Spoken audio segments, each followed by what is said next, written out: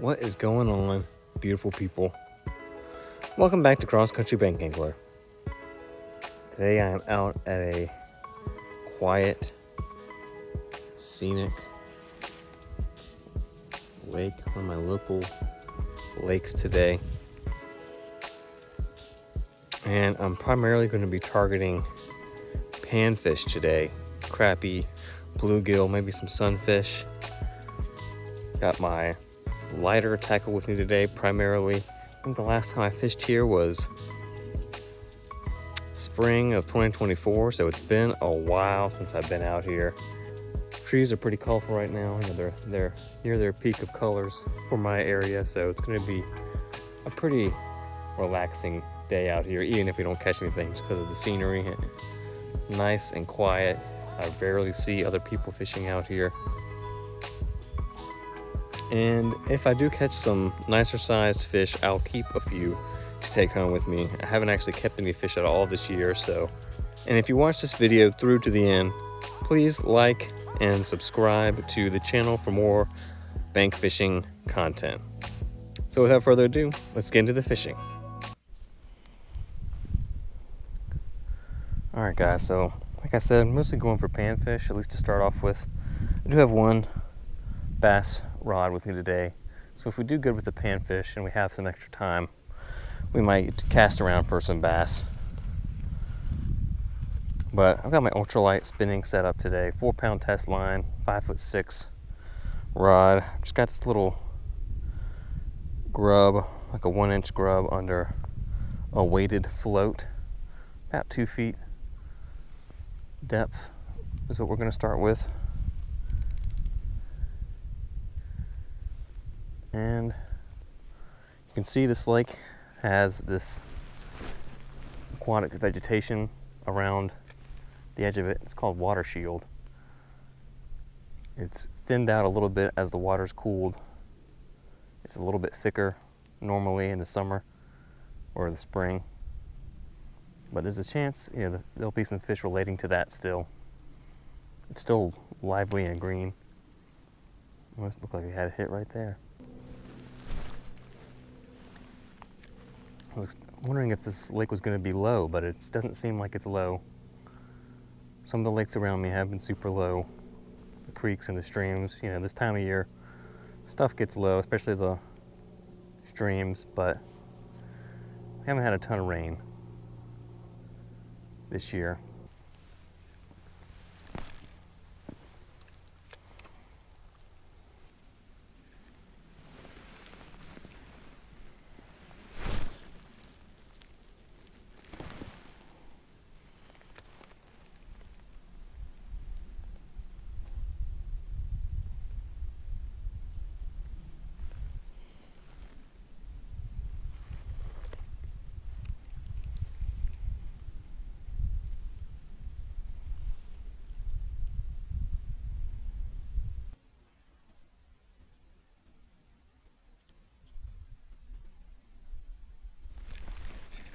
There's a fish.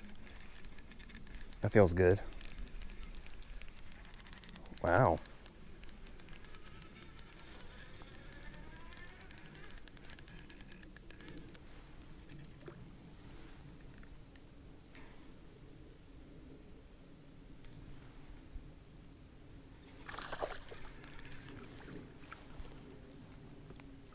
Okay. Nice, guys. First catch of the day is a big redear. Wow. Freaking tank. Slab of a redear.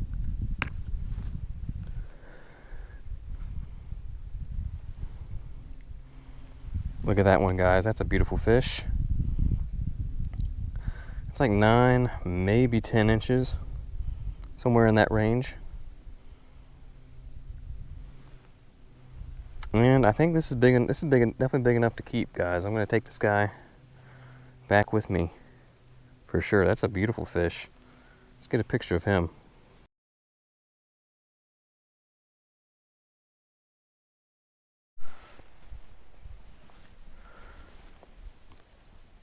All right, guys, it took a little while, but that was a good start. We can catch a couple more like that. You know, 2 or 3 more. We'll have a nice meal ahead of us.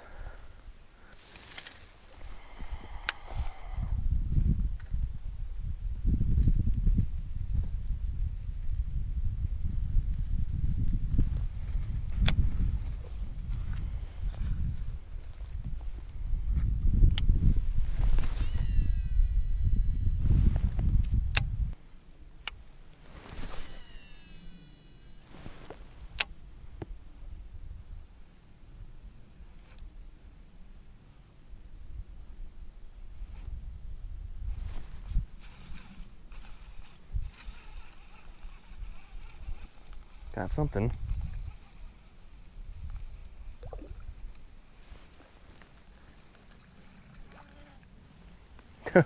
Okay. Look at that, guys. I was actually throwing my bass rod and we caught another panfish here instead of what I was really going for. The nice bluegill hit the jerk bait here. This is like a European style pike jerk bait. Second fish I've caught on it, but he nailed it. I mean, that was in the middle of the retrieve. Oof, almost stabbed me.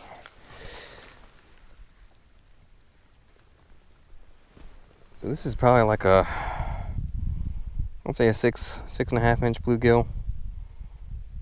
So not quite as big as the red ear, but we'll take him home too. He's still, if it was an inch shorter, I would release him, but this is just big enough to keep, in my opinion. All right, guys, so we switched our plastic over to the trusty 1-inch Gulp Alive minnow. Color is called Black Shad. I have a little more confidence with this versus the black and yellow. I mean, I've had success with both, but I'm wondering if we can get some of these fish that are sort of hesitating to commit a little better with a little bait change. Something with a little more stank on it, you know?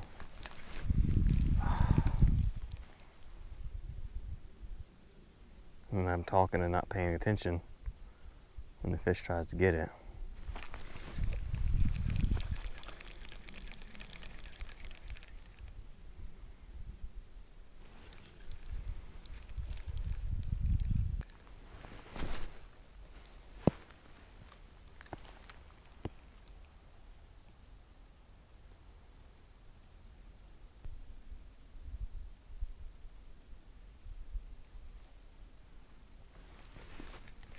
Got that one. Doesn't feel huge. Doesn't feel tiny either.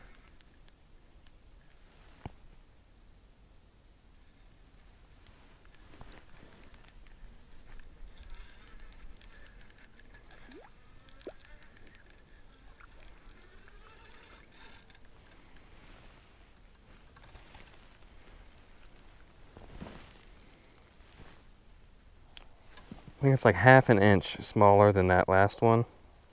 Not a bad fish, but it's just a tiny bit smaller. I'm gonna let this one go and see if we can get a slightly bigger fish here. Thank you, little bluegill. We appreciate you.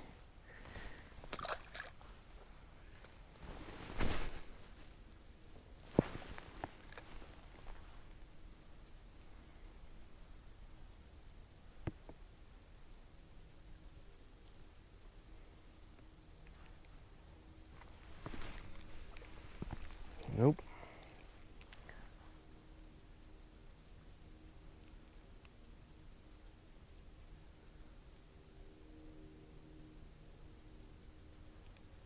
Definitely getting more bites with this.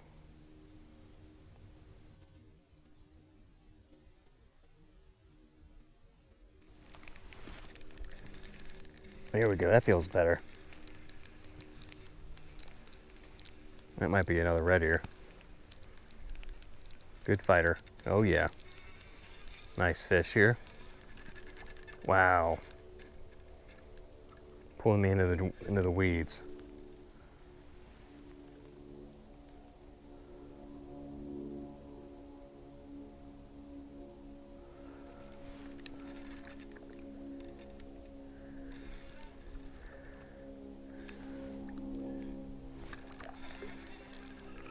Oh yeah, another red ear.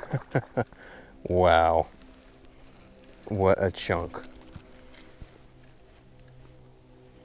What a freaking chunk, guys. Oh, wow. This is bigger than the last one. Right as I was saying, I think that's my only red ear of the day. Nope. Look at that. Freaking slab. Guys, look at that fish. Goodness gracious.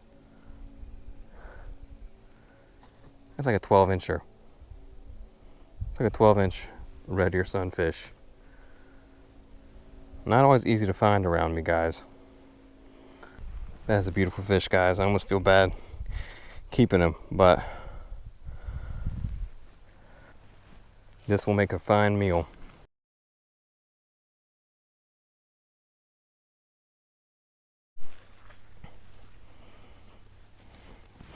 All right, people, this has been going really well.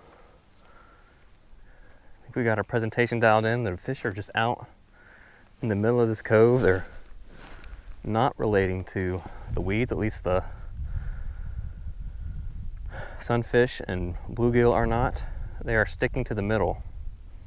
They're out deep today.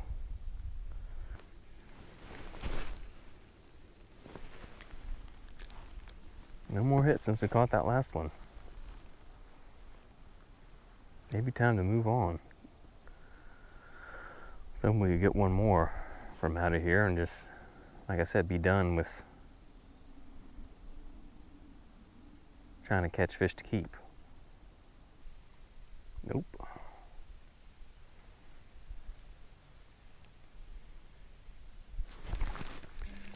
There we go.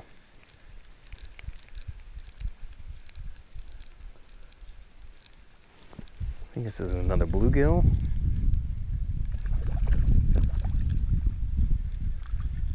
Oh yeah, that one's big enough to keep. Yep, that'll be it, guys. That'll be our final harvest at the lake. That's a nice bluegill. Whoop, whoop.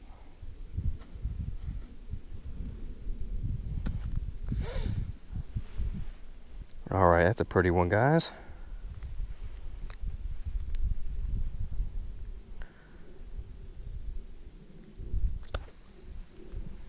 Yep, beautiful fish.